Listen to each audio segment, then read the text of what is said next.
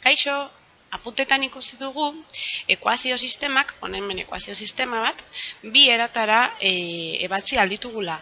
Era grafikoan eta era analitikoan. Bideo hauetan ikusiko dugu nola ebatzi ekuazio sistemak era analitikoan. Eta bideo honetan ordezkapen metodoa erabiliko dugu hain zuzen ere. Noiz erabiliko dugu ordezkapen metodoa? Ordezkapen metodo oso egokia da, ez ezagunetako bat, bai X edo bai ia, lehenengo edo bigarren ekuazioan, koefizienterik gabe dagoenean, hau da, bakantzeko erraz. Orduan, nik bigarren ekuazioan isa bakantzea erabaki dut. Ez ezagun hau bakantzen dut. -2 hau pasako da beste aldera gehitzen, eta horrelako adierazpena geratuko zait. Orduan, adierazpen hau, balio hau, beste ekuazioan, hau importantea da, beste ekuazioan, hau da, lehenengoan, bigarrenean bakandu baldin badut ez ezaguna, lehenengoan ordezkatuko dut, eta alderantziz. Orduan, balio hau, lehenengo ekuazioan ordezkatuko dut. Hemen lehenengo ekuazioa, eta non ordezkatuko dut balio hau? Hain zuzen ere, isagatik ordezkatuko dut balio hau, 6 gehi 2, eta horrela geratuko zait. 6 gehi 2i, hau da, isaren balioa, gehi 3i, berdin, -4. Orain zer dut?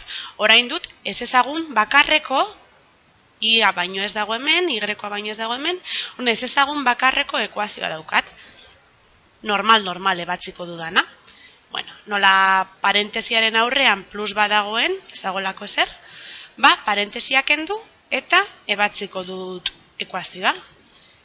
2i gehi 3i, berdin, -4, ken 6. 6 hau, kentzen pasatzen da beste aldera ikustu zuen bezala, 2i gehi 3i, 5i, eta -4 ken -6, -10.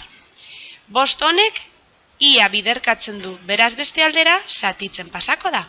Eta orduan izango dugu, i dela -10 zati 5, hau da, -2. Orain badugu zenbakizko balio bat. Eta zenbakizko balio hau erabiliko dugu ekuazioetako batean ordezkatzeko.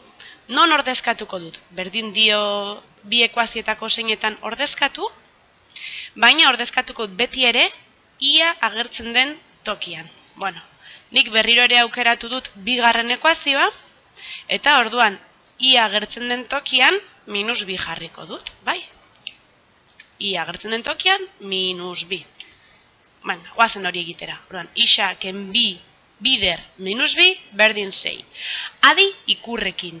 Hemen dugu ken bat eta hemen -2. -2 bider 2 -4. Ken -4 plus lau. Beraz, isa gehi lau berdin 6. Lau hau kentzen pasako da beste aldera.